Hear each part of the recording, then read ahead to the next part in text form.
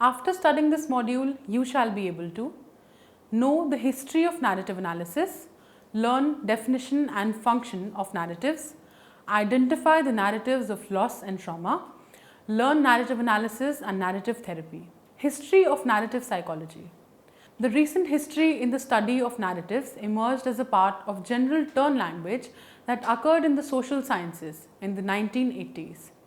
In psychology, 3 classical texts marked the specific narrative turn. 1. Narrative Psychology, the Storied Nature of Human Conduct, edited by Theodore Sarbin in 1986. This collection amounted to a manifesto for transformation of psychology. He contrasted the machine metaphor, which he thought underlay much of mainstream psychology, with that of narrative metaphor. He also strongly believed that narratives have ontological status, since according to him, narratives are not just ways of seeing the world, but we actively construct the world through narratives, and we also live through the stories told by the others and by ourselves. Also, in the book edited by Sabin contains a portion written by Ken and Mary Gregan in 1986 on the structure of narratives. They argue that narratives are social constructions that are developed in everyday social interactions. Gregan and Gregan also identified 3 structures which they felt organized many narratives: progressive, regressive and stable. Progressive, in this there is movement towards a goal. Regressive, in this is the reverse occurs. Stable, in there is little change. 2. Acts of Meaning by Jerome Bruner in 1990. In his book, Bruner argued that there are 2 forms of thinking: the paradigmatic and the narrative. The former is a method of science and is based upon classification and characterization. The alternative narrative approach organizes everyday interpretation of the world in storied form. Bruner also identified a number of defining properties of narrative, including the following. 1. It is composed of a unique sequence of events, mental states and happenings involving human beings as characters or actors. 2. It can be real or imaginary. 3. It specializes in forging of links between the exceptional and the ordinary. These properties help us understand the narrative as ways of constructing reality, of bringing sense to something that is obscure or unusual. 3. Narrative Knowing and Human Sciences by Donald Polkinghorne in 1988. This book was wide-ranging in its scope. Perhaps one of the most important features was opening up of Homiletic philosophy, in particular the work of Paul Ricoeur, to more widespread discussion within psychology. In his classical work Time and Narrative, Ricoeur in 1984 has argued that since we live in a temporal world, we need to create narratives to bring together order and meaning to the consistently changing flux. During 1980s and 1990s, the study of the narrative became much more extensive within various fields of psychology. In the Personality and Human Development Studies, Dan Mcadams in 1985 proposed that narratives is central to our self-definition. Within clinical psychology, there was a movement towards the development of a form of narrative therapy that is based on exploring alternative stories. In health psychology, several researchers like Crossley in 1999, Murray in 1997 argued that narratives is an everyday means of making sense of disruption of illness by Smith in 2003. What is a narrative? A narrative can be defined as an organized interpretation of a sequence of events. This involves attributing agency to the characters in the narrative and inferring causal links between the events.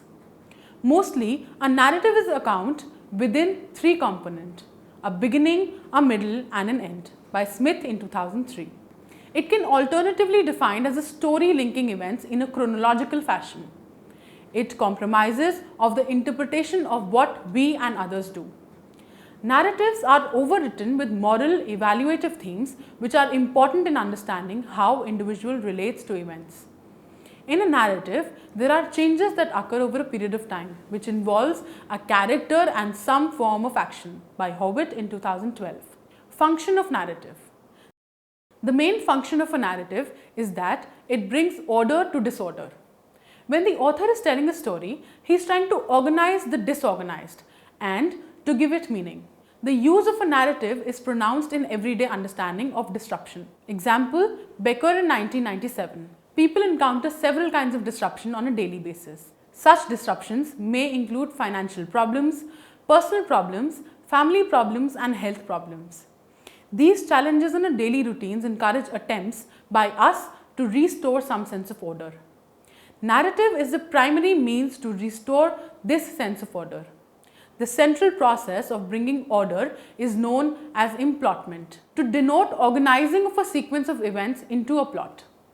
The main aim is to give these events narrative shape. In the narrative, there should be interconnected sequences that can lead from start to finish. Narrative identity.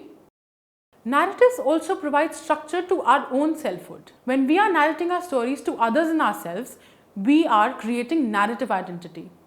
Subjects recognize themselves in the story they tell about themselves. Every narrative identity that we hold connects us to a set of social relationships and also provides us a sense of coherence as well as stability. When we construct a personal narrative, we are connecting certain aspects of our lives and linking them with others. This reinforces the fact that our lives are an interconnected series of events. We need to learn to be the narrator of our own story. While we are the narrators of our life story, the actual pattern of our life and indeed the very structure of our story we tell are shaped by a multiplicity of social and psychological forces, both conscious and unconscious. By Holloway and Jefferson in 2000. Social dimensions of narratives. Narrative accounts don't exist in a certain, rather they are molded and guided by a certain social context. Although the narrator tells the story, the character of the story told will depend upon whom the story is being told to. The relationship between the narrator and the audience and the broader social and cultural context by Murray in 1997. Thus, the study of narrative breaks down the traditional psychological social distinction and develops a more complex psychosocial subject. The narrator is an active agent who is a part of the social world. Through narrative analysis, we can begin to understand both the narrators and their worlds. Narratives are usually considered on individual and personal terms. They can also be considered on groups, community or societal narratives. Personal narratives are involved in the criterion and re-criterion of personal identities. These social narratives define the history of a collective and distinguish it from the collectives. These collective narratives overlap with personal narratives such that individuals can define themselves as a part of the group. The study of the narrative provides a researcher with a mean to understand ourselves and the world by Smith in 2003. Narratives of loss and trauma. The individuals who go under some kind of trauma and loss in their lives try to provide instances of how they often try to make sense of the events that they are going through by creating stories or narratives. A narrative of trauma and loss is essentially a written or spoken account of connected events with an underlying time dimension. It is a story which takes form of a story. A narrative would be a substantial life event or chunk of one's life, a sort of life history than it is about what happened. There have been many changes over the past decades and researchers through narratives preserve past memories from assimilation, misrepresentation, repression. Narrative analysis. Narrative analysis is a form of qualitative analysis which is dependent on the ideas developed in narrative psychology.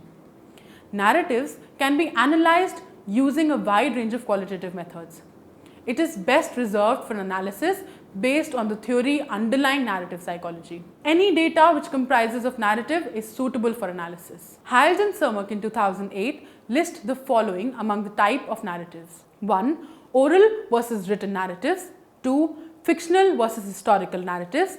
3. Life story narratives versus isolated event narratives. 4. Crafted versus spontaneous narratives.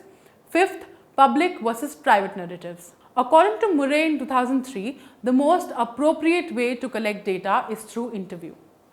He suggested two main forms of interview. 1. Life history interview, biographical interview.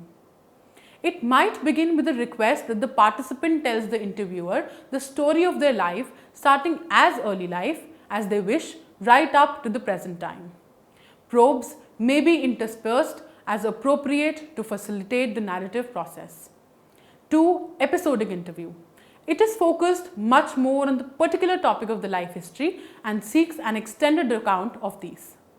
The potential range of topics is vast and substantial. Example, one's first week of college. In the narrative interview, the informant is asked to present a history of an area of interest in which the interviewee participated in an extempore narrative. The interviewer's task is to make informant tell a story of the area of interest in question as a consistent story of all relevant events from its beginning to its end. Michelle Crossley, 2007, approach to narrative analysis typically uses interviews but is not confined to this. The narrative she uses are based on Mcadams' procedure when interviewing for narrative analysis. Mcadams' semi-structured interview protocol comprises of the following areas. 1. Life chapters. Think of your life as a book. What are the 2 or 3 main chapters? 2. Key events. What are the 8 key events in your life? 3. Significant people. Give a description of the 4 most significant people in your life history. 4. Future script. What are your plans, goals, aspirations and wishes for the future? 5th. Stresses and problem. Describe 2 aspects of your life involving at least one significant stress, problem, conflict or challenge. 6. Personal ideology. This is about the person's basic beliefs and values. 7. Core life theme. Looking back on your life as it were a book, what is the central message or theme that runs through it? After conducting Mcadams' style of narrative interview or some other form of narrative data and transcribing the interview, Crossley's analytic method for narrative analysis can be used, which involves the following step. 1. Reading and familiarization, that is, process of persistent engagement. 2. Identifying important concepts to look for. 3. Identifying narrative tone. 4. Identifying narrative themes and images. 5th. Weaving a coherent story together. 6th. Writing up a research report by Howitt in 2012. Narrative therapy. People who are exposed to traumatic events have a profound need to make sense of them, and survivors of trauma may require professional support to help them do so. Sincere survivors often find post-traumatic thoughts and memories difficult to tolerate. Therapy can provide a variety of techniques for coping with them on a daily basis. Telling the trauma stories is one of the very effective coping strategies for dealing with trauma-related distress. Methods. Effective trauma narrative can occur spontaneously in conversation. These spontaneous events can provide reliefs but may on occasion occur in an inappropriate setting or at an inappropriate time. Formally structured narratives created in therapy sessions with the support of a professional who is trained in trauma are typically more effective and less disruptive to ordinary life. Trauma narratives may include verbal storytelling, participating in interviews conducted by trained trauma specialists, or the use of written descriptions. Benefits. Creating a trauma narrative usually takes over an extended period of time, but the process of creating is in itself beneficial.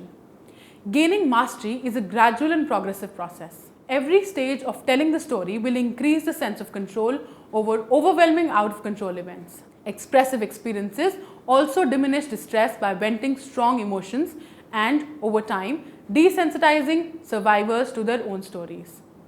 Also, there is a fuller realization that the trauma has passed and there is an increased resolve to move forward. Trauma treatment for children.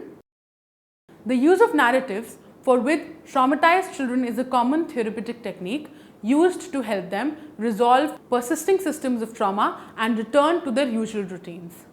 Art and play can provide opportunities to tell their stories, use the support of adults to gain mastery over their fears.